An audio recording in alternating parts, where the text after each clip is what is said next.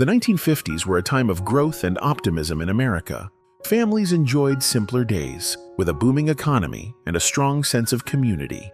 It was an era of new beginnings, with traditional values shaping everyday life. Let's take a trip back to those unforgettable moments that defined the 50s. Do you remember saving up S&H green stamps? Back in the 50s, these little stamps were like a second currency. Every time mom or dad bought groceries or filled up the car, they got a handful of stamps. We'd sit at the kitchen table, carefully licking and sticking them into our books, dreaming about what we could trade them in for. A brand new toaster?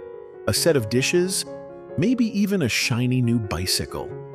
It was like a reward program before credit cards took over. Rock and roll wasn't just music, it was a revolution. When Elvis Presley, Chuck Berry, and Little Richard hit the scene, teenagers went wild, and the energy was electric.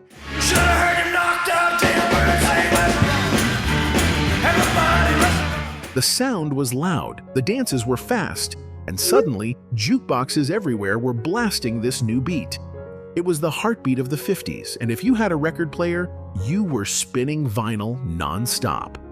Walking into the corner store with just a few pennies felt like holding a fortune. Rows of glass jars were filled with Tootsie Rolls, Mary Janes, and those little wax bottles with flavored syrup inside. For just a cent, you could get a handful of sweets, and the toughest decision was choosing which ones to take home. It was a simple pleasure, but one every kid in the 50s remembers fondly. Back in the 50s, comic books weren't just for kids, they were a nationwide obsession. For just a dime, you could grab the latest Superman, Batman, or Archie comics and get lost in a world of adventure. Whether it was fighting crime in Gotham or solving mysteries with the Hardy Boys, these colorful pages sparked the imagination. Kids traded them, collected them, and sometimes even tucked them under their pillows at night. No smartphones, no video games, just a stack of comics and a lazy afternoon. There was nothing quite like the magic of a drive-in movie theater. Families piled into their cars, packed with popcorn and sodas, to watch the latest Hollywood hits under the stars. Teenagers went on dates, kids wore pajamas in the back seat, and everyone tuned their radios to the film's audio. The crackling speaker on the window, the smell of fresh-cut grass, and the occasional flickering of fireflies. It was an experience that made movie nights special. Before Barbie took over, little girls spent hours playing with paper dolls. With just a pair of scissors and a new booklet, they could dress up their favorite characters in endless outfits. No batteries required. These dolls sparked creativity and storytelling, letting kids mix and match clothing and imagine different worlds. Whether it was a Hollywood starlet or a storybook princess, paper dolls were a simple yet cherished pastime. Collecting baseball cards was serious business for kids in the 50s. You'd buy a pack for a nickel, get a stack of cards featuring your favorite players, and, of course, a stiff pink piece of bubble gum. Some kids carefully stored them in albums, while others flipped them in games or clipped them to their bike spokes for that signature motor sound. And if you were lucky enough to get a Mickey Mantle or Willie Mays card, you were the king of the neighborhood. Every kid in the neighborhood had a Duncan yo-yo in their pocket. It wasn't just a toy, it was a skill. You'd practice for hours trying to master tricks like walk the dog or rock the baby, showing off to your friends when you finally got it right. There were even yo-yo competitions, where the best players would amaze crowds with their lightning-fast moves. Simple? Yes. But in the 1950s, a Duncan yo-yo could keep you entertained for hours. Before video games and high-tech gadgets, kids had balsa wood airplanes. You'd buy one for a few cents, snap the pieces together, and send it soaring through the air. Some had rubber band propellers for extra speed, while others were just gliders you'd throw and chase down the street.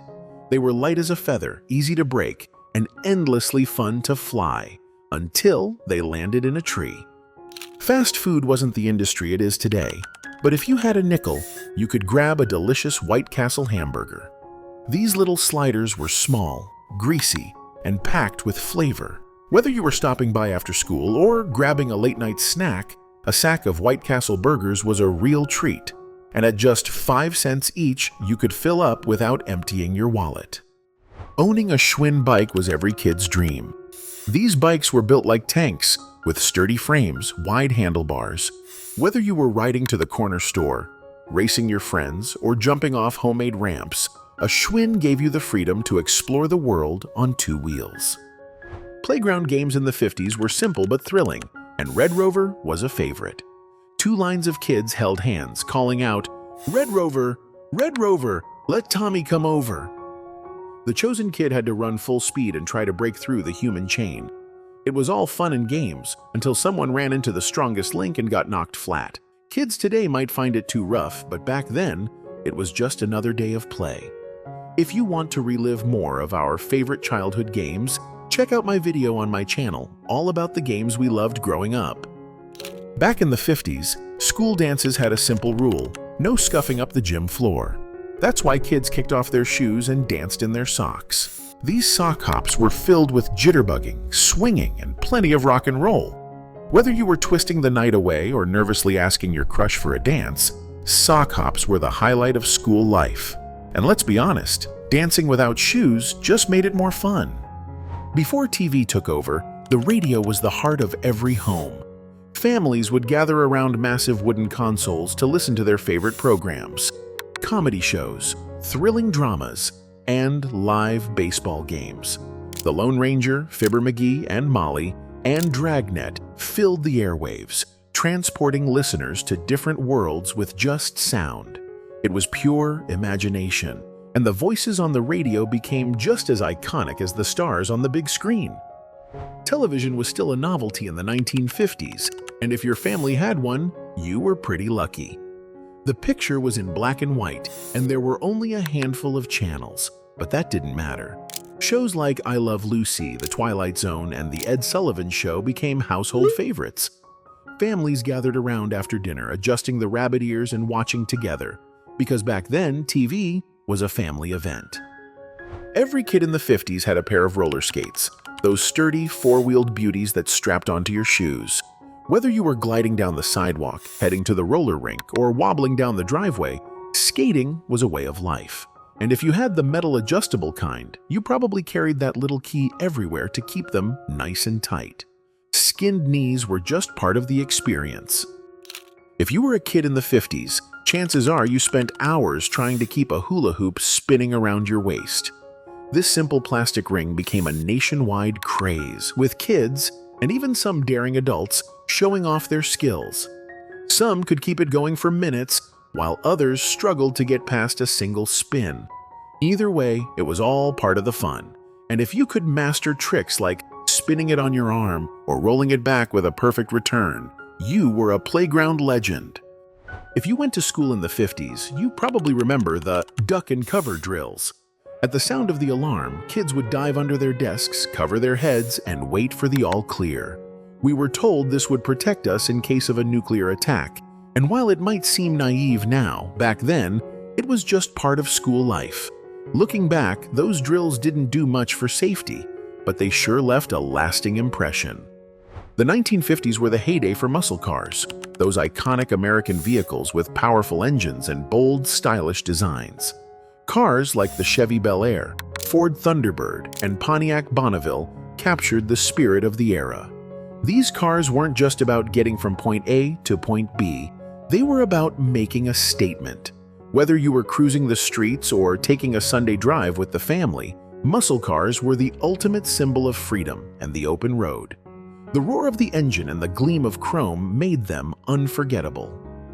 There was no sound more exciting on a hot summer day than the jingle of the ice cream truck rolling through the neighborhood. Kids would scramble to grab their nickels and dimes, chasing after the truck for a push-up pop, a bomb pop, or a chocolate-dipped cone. It was a simple joy, standing barefoot on the pavement, ice cream dripping down your hands, savoring every bite before it melted. Who knew a simple metal spring could be so entertaining? The Slinky was one of those toys that everyone had, and watching it walk down the stairs felt like pure magic. If you were really good, you could make it flip between your hands in a perfect rhythm. Of course, if it got tangled, that was the end of the fun. But until then, the Slinky was mesmerizing. Pez dispensers weren't just a way to eat candy. They were a collectible obsession. With fun character heads from cartoons, comics, and even real-life figures, kids would trade and collect them all. The little rectangular candies weren't anything special, but let's be honest, we all loved the satisfying click of popping them out one by one. If you had a Pez collection, you were definitely the cool kid on the block. Leave It to Beaver. Leave It to Beaver was the quintessential family sitcom of the 1950s. It followed the wholesome Cleaver family, with the iconic Beaver and his older brother Wally navigating the ups and downs of childhood. Every episode brought a sense of innocence, with parents who were understanding and kids who learned valuable lessons. This show wasn't just entertainment, it was a reflection of the ideal American family, and it became a staple of 1950s television. The American flag was more than just a symbol. It was a powerful representation of pride, unity, and patriotism. In the 1950s, you'd often see it flying proudly outside homes, schools, and businesses, especially during holidays and national events. It wasn't just something to hang on the porch, it was a sign of American values, an emblem of the freedoms and ideals that defined the nation. If I missed any of your favorite memories from the 1950s, feel free to share them in the comments. And don't forget to subscribe so you won't miss more videos that take you back to those unforgettable times.